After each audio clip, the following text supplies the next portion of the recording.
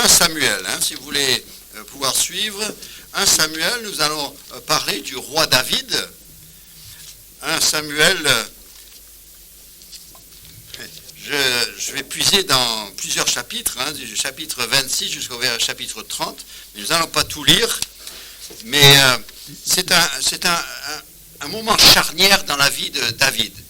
Tout le monde connaît le roi David, on connaît... tout le monde a entendu parler du péché, de l'adultère de David avec Bathsheba.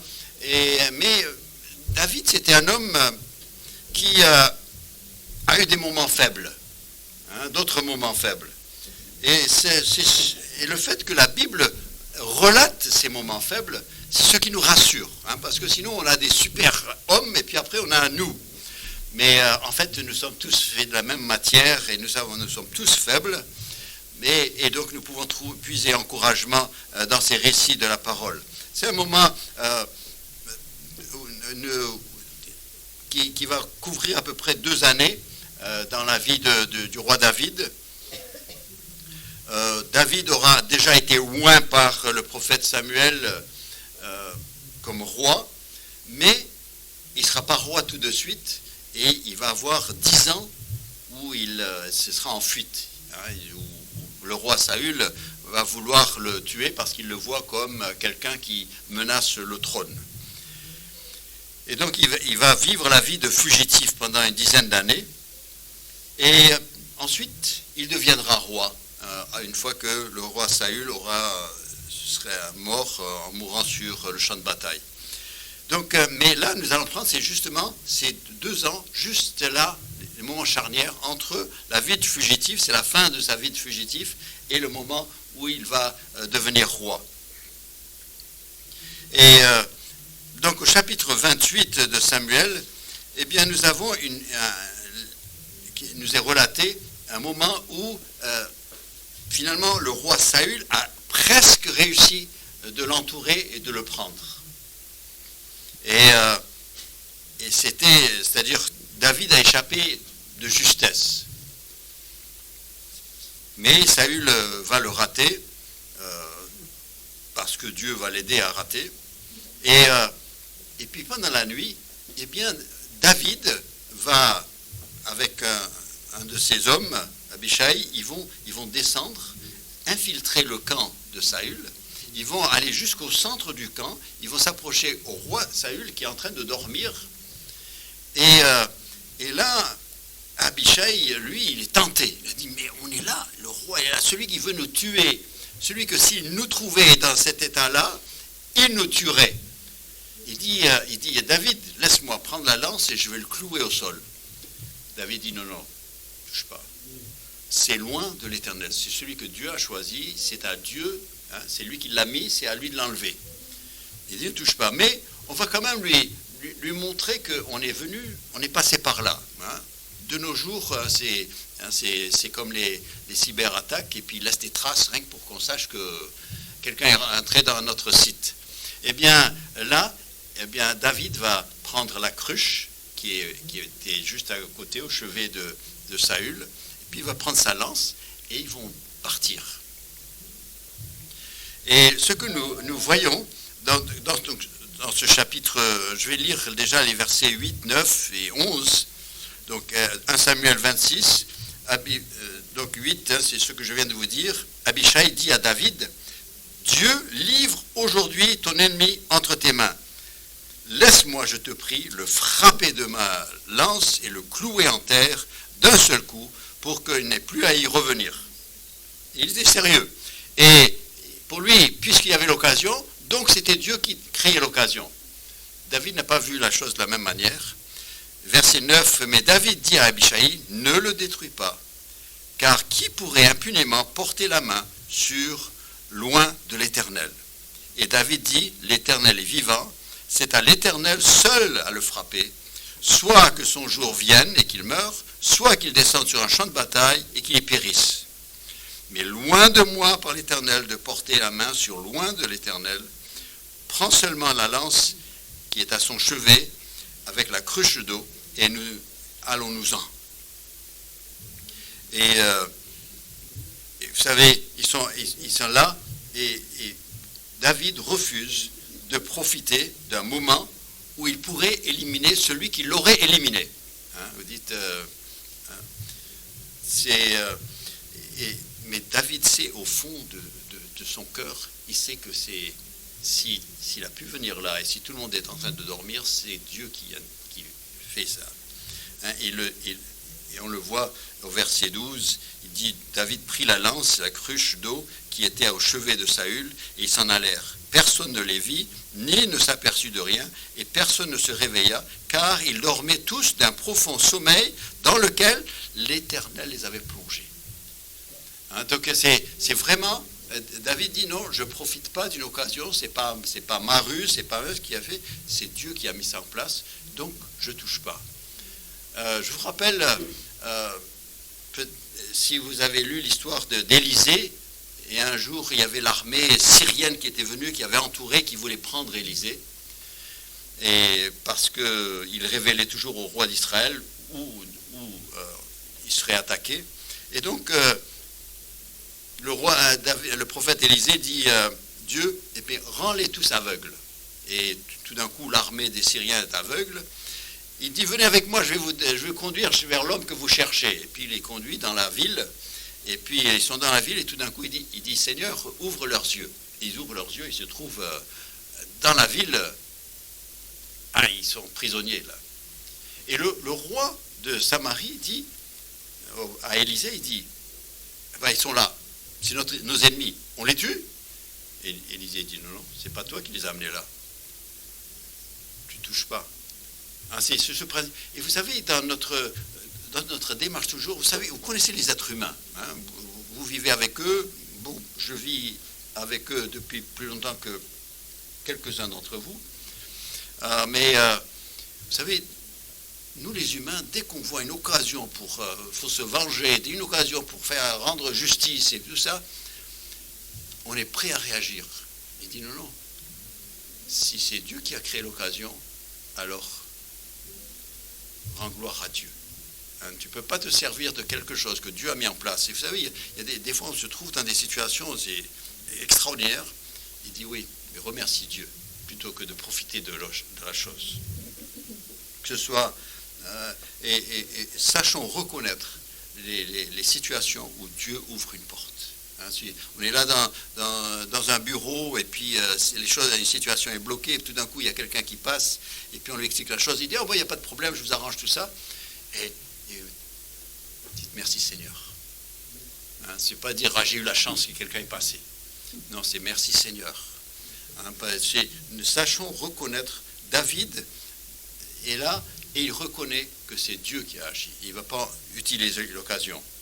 Et même dans ce chapitre 26, et je vais lire les versets 23 et 24, David a même confiance en Dieu et il l'exprime.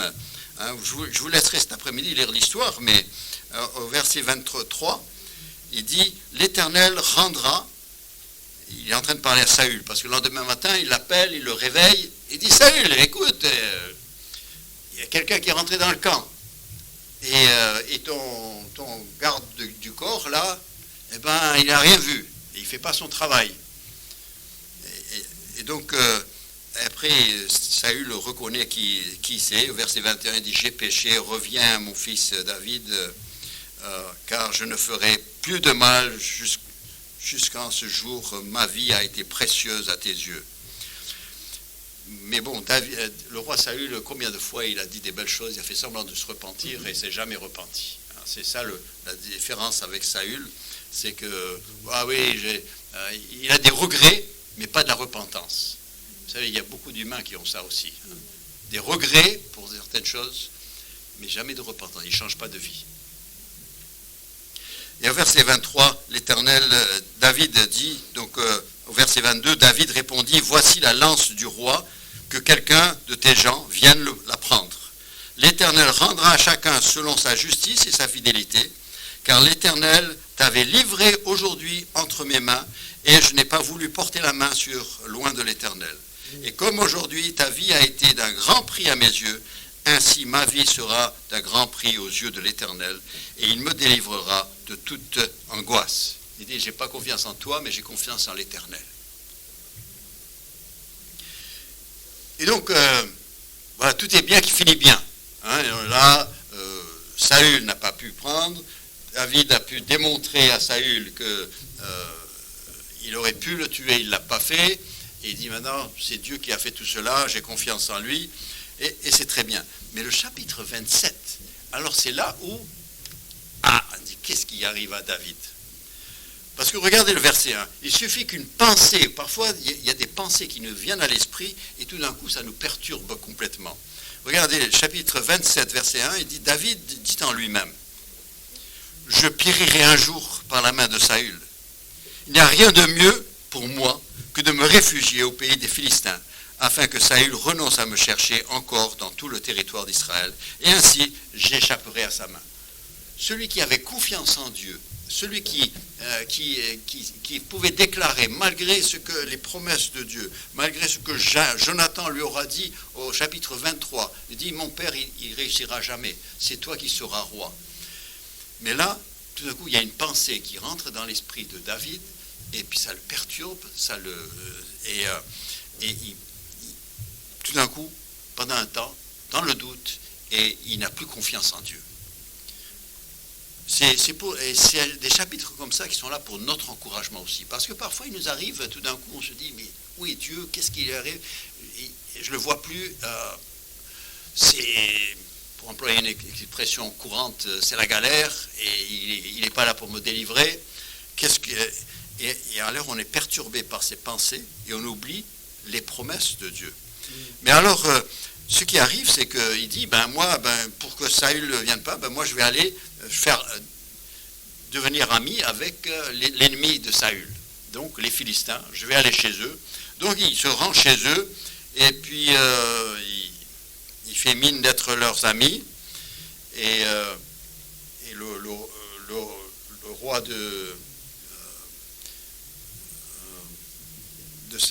la ville, là, tout d'un coup, je ne trouve plus la ville, de Gath, je crois. Et il dit, écoute, c'est le roi Akish, il dit, écoutez, restez avec nous. Il a dit, non, on ne va pas rester avec vous, parce qu'on est quand même hébreux. Donne-nous une ville où nous pourrons nous réfugier. Et donc, il leur donne Tziklag, qui est une ville que les Philistins ont pris des enfants d'Israël, de Juda. Et il dit, bon, vous prenez cette ville-là, elle sera pour vous. Et puis alors, David, parce qu'il n'est pas en train de faire confiance au Seigneur, parce qu'il n'est pas, il est perturbé par ce doute et que Dieu ne pourra pas le protéger, alors il est obligé de vivre une vie de mensonge, une vie de violence et une vie de tromperie, de ruse, parce que c'est quand on n'a pas Dieu, il n'y a que ça, hein. Il faut un peu mentir, il faut un peu tricher, il faut un peu ceci, cela. Quand on n'a pas Dieu, on se débrouille comme on peut. Et c'est le monde dans lequel on vit. Hein. On ne veut pas Dieu, donc on se débrouille comme on peut. Et on emploie les moyens qu'on veut, et d'où beaucoup de violence dans ce monde, beaucoup de tromperies. On n'a confiance à personne. On n'a même pas confiance aux médecins maintenant, on n'a plus confiance aux maires, on n'a plus confiance au président, on n'a plus confiance à personne. Ni le voisin, ni le proche. Parce que Dieu est absent de l'équation. Et pour vous dire combien David, en fait, il va partir et il va faire des attaques. Il va attaquer des peuplades dans le sud du pays. Et pour couvrir les traces, ce sera le génocide, il va tuer tout le monde. Il prend les animaux, il tue tout le monde, enfants, bébés et tout, il tue tout.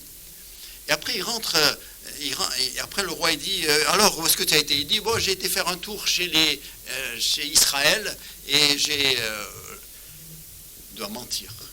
Il doit mentir parce que ce roi, il a besoin d'être rassuré.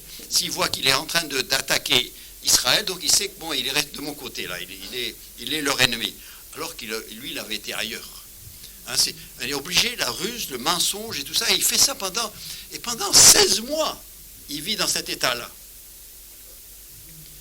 Ça me fait penser aux enfants de Dieu, par exemple, parfois qui commencent à douter, ils commencent et puis après on les voit, ils refroidissent dans leur foi, et puis après ils partent dans le monde, et puis ils vivent comme les gens du monde, et il n'y a rien qui les distingue, ils vivent comme eux, et parfois pire qu'eux, et on dit, mais qu'est-ce qui lui arrive? Et la question c'est, il a enlevé Dieu de l'équation de sa vie. Et quand on est enfant de Dieu, Dieu est dans l'équation, et après, il y a d'autres éléments.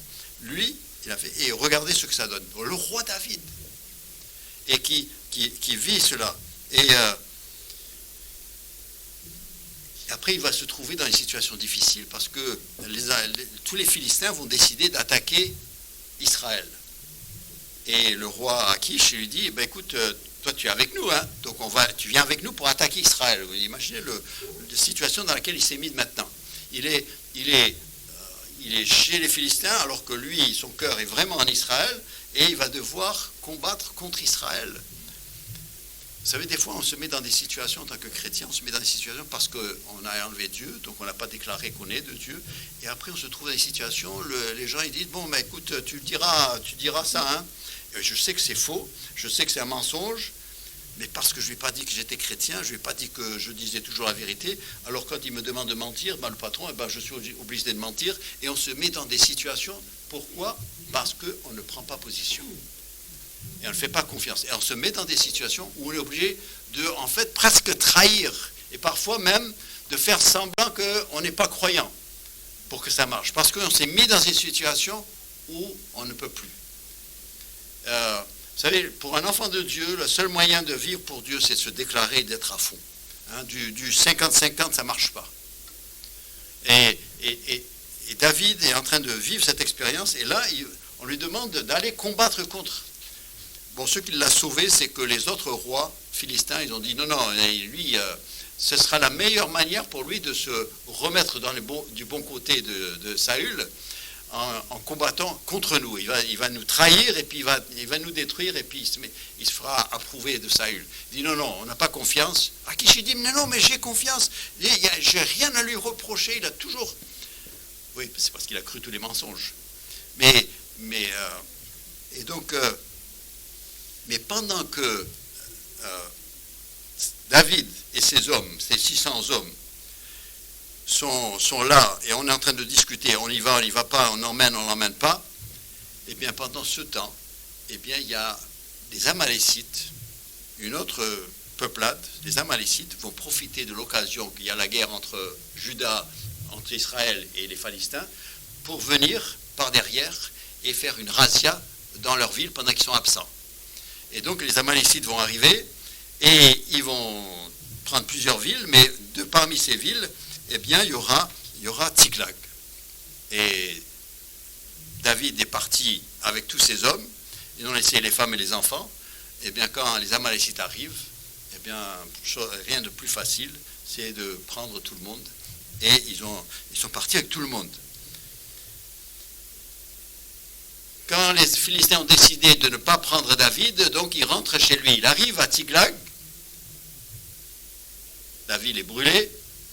Il n'y a plus les enfants, il n'y a plus les animaux, il n'y a plus rien, que des cendres. Et alors la situation, elle est très difficile. Et là, on est au chapitre 30. Et donc, verset 14, de 30, verset 14, il dit, nous avons fait une invasion. Là, ils rencontrent, je vais commencer un peu plus tôt. Verset 1, il dit, lorsque David arriva le 3e jour à Tsiklag avec ses gens, les Amalécites avaient fait une invasion, et le midi, et à Tsiklag, et ils avaient détruit et brûlé Tsiklag. Après avoir fait prisonniers les femmes et tous ceux qui s'y trouvaient, petits et grands, ils n'avaient tué personne, mais ils avaient tous emmené, et ils s'étaient remis en route. David et ses gens arrivèrent à la ville, et voici, elle était brûlée.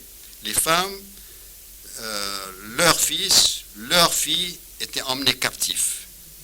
Alors David et le peuple qui était avec lui élevèrent la voix et pleurèrent jusqu'à ce qu'ils n'eussent plus la force de pleurer. Voilà. Vous savez parfois ce que Dieu est obligé de permettre dans notre vie pour nous ramener à lui. Parce qu'il va falloir ça, c'est terrible, mais il va falloir ça pour le réveiller après cet an et demi où il vit sans Dieu. Et ça, là, ça frappe droit au cœur, ça va là où ça fait mal. Et parfois, Dieu est obligé de le faire. Et parfois, il est obligé de permettre que quelque chose arrive à ce qui nous est cher pour qu'on s'arrête et qu'on pense à lui à nouveau. Et il nous dit au verset 4, David et le peuple qui était avec lui élevèrent la voix et pleurèrent jusqu'à ce qu'ils n'eussent plus la force de pleurer. Ils avaient tout perdu. Et verset 6, David, et voilà jusqu'à quel point ça arrive, David fut dans une grande angoisse, car le peuple parlait de le lapider, parce que tous avaient de l'amertume dans l'âme à cause de ses fils et de ses filles.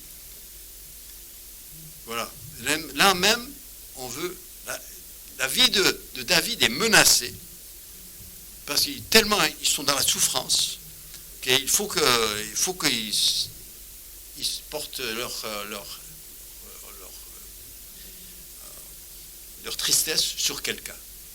Et en général, dans ces cas-là, on le fait sur quelqu'un. C'est souvent les mamans qui trinquent quand les enfants il leur arrive des malheurs. C'est en général, on se prend contre ceux qu'on aime le plus. Et là, ils vont se prendre contre David. C'est à cause de toi. Hein, c'est toi qui nous as amenés ici. C'est toi on t'a suivi jusque-là, et c'est à cause de toi. Et ça n'aurait rien arrangé de le lapider, mais voilà, voilà la souffrance. Et c'est à ce moment-là que David se réveille. À la fin du verset, j'ai laissé la dernière phrase du verset 6, il dit « Mais David reprit courage en s'appuyant sur l'Éternel son Dieu. » Tout d'un coup, David est prêt à revenir à Dieu. Et il se tourne vers Dieu. Donc après, il fait appel au prêtre. Et au verset 8, David consulta l'Éternel en disant « Poursuivrai-je cette troupe? L'atteindrai-je » L'Éternel lui répondit « Poursuis, car tu atteindras. » Voilà, maintenant tu me parles. Bien sûr, je suis avec toi. Maintenant que tu me parles, tu es revenu vers moi, non, maintenant je suis avec toi. Et David va y aller chercher quelqu'un, il ne sait pas où ils sont, il ne sait pas qui c'est, il ne sait rien, mais ils vont rencontrer cet homme que les Amalécites ont abandonné parce qu'il était malade, et lui, il va être leur guide. Et verset 16, donc cet Égyptien qu'ils ont trouvé dans un champ, il leur servit ainsi de guide. Et ils vont rattraper les Amalécites, qui sont eux en train de faire la fête, parce qu'ils ont tellement ramassé de butin et de tout cela, ils sont en train de faire la fête, ils sont nombreux, et ils font la fête comme on fait les fêtes aujourd'hui, donc ils sont certainement surtout ivres, et David va pouvoir récupérer tous ceux qui sont à lui. Et au verset 18, David sauva tous ceux que les Amalécites avaient pris, et il délivra aussi ces deux femmes. Il ne leur manqua personne, ni petit, ni grand, ni fils, ni fille, ni aucune chose du butin, ni rien de ce qui leur avait été enlevé. David ramena tout. C'est un miracle, là. C'est un miracle. Pourquoi? Parce que Dieu n'avait pas l'intention de lui faire du mal, mais il avait besoin qu'il se retourne vers lui, qu'il revienne à lui. Donc il l'a frappé là où ça fait mal, mais après, il a dit, mais si ça suffit, on ne perd rien du tout. Et donc, c'est-à-dire, c'est comme ça que Dieu travaille, c'est l'œuvre de Dieu, c'est l'amour de Dieu. Nous, on veut un Dieu, combien de gens disent, moi, on veut un Dieu qui il arrange tout. On a un malheur, il vient, il arrange, il dit un mot, puis tout va bien, et on continue. Et ça, c'est un Dieu qui nous sert quand on a besoin, et comme on voudrait que le médecin fasse, on se plaint de n'importe quoi, il vient, il donne quelque chose, et tout va bien. C'est ça qu'on voudrait. C'est les petits enfants qui s'est écorché dans le parc, il vient à maman, et il faut que maman arrange la chose pour qu'il se sente bien. Et elle lui fait des bisous guérisseurs, et puis il va mieux. Mais et on a ce comportement vis-à-vis de Dieu. Dieu dit non, c'est pas comme ça, c'est une relation. Moi, je ne suis pas là pour vous servir, je suis là pour avoir une relation avec vous. On travaille ensemble, on marche ensemble, on vit ensemble, on se respecte mutuellement. Et là, je vois, c'est la méthode que Dieu emploie. Hein, c'est quand nous, on arrive et puis on passe par des moments difficiles, on s'écarte, on est basé sur ce qu'on... en général sur des craintes qui ne se réalisent jamais, et on s'éloigne de Dieu. Et Dieu a besoin de nous ramener à lui, dans sa patience. Il aurait pu dire, laisse tomber, hein, moi j'ai fait tant de choses pour lui, puis il m'oublie, laisse tomber, et je vais prendre quelqu'un d'autre. Non, Dieu, un berger n'abandonne pas ses brebis. Il va les chercher et les ramène. Hein, c'est les images que Jésus a toujours données. Hein, pour que nous comprenions. Il dit, non, les brebis, mes brebis, je les garde, je ne perds aucune de mes brebis. Et il va nous chercher. Et parfois, on passe par des moments difficiles. Parfois, il est obligé de nous mettre allongés dans un lit. Parfois, il est obligé d'un coup dur, une perte qui fait mal. Mais en fait, c'est parce qu'il nous aime, parce qu'il veut notre bien, et il veut nous ramener à lui. Il dit, reviens à moi. Et parfois, on ne lève les yeux que lorsque on est désespéré. Il dit, alors je te mets dans une situation désespérée. Comme ça, tu me regardes, tu viens vers moi. Je vous prends encore l'exemple du petit garçon, hein, il est au parc, il est en train de courir, il n'a pas besoin de maman, lâche-moi, touche pas, laisse-moi courir. Jusqu'au jour où il tombe, il s'écorche, il voit une goutte de sang, alors là, il pense à maman. Sinon, jusque-là, il n'avait pas besoin de maman, elle reste hors de sa vie. Et combien de fois nous faisons la même chose? Notre comportement, c'est un comportement d'enfant, enfantin, immature. Il dit non, on reste avec lui, on le suit, il nous accompagne, on va jusqu'au bout. Mais ce que je voulais aussi faire ressortir, c'est que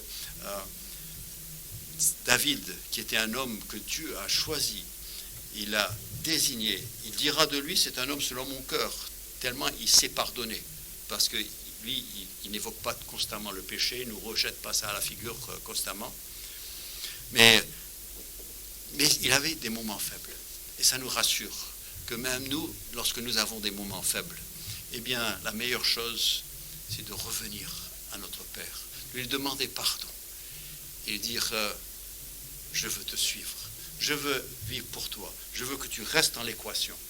Et après cela, eh bien, tout naturellement, Saül, son ennemi, eh bien, il va mourir sur le champ de bataille. Vous lisez le chapitre 31. Et puis, le peuple demandera que David devienne le roi. Et il ne l'aura pas pris par la force, ça lui sera donné. On l'invitera à venir être le roi. Et donc, les choses sont tout autrement quand on fait confiance à Dieu, on laisse. Il faut une confiance totale en Dieu.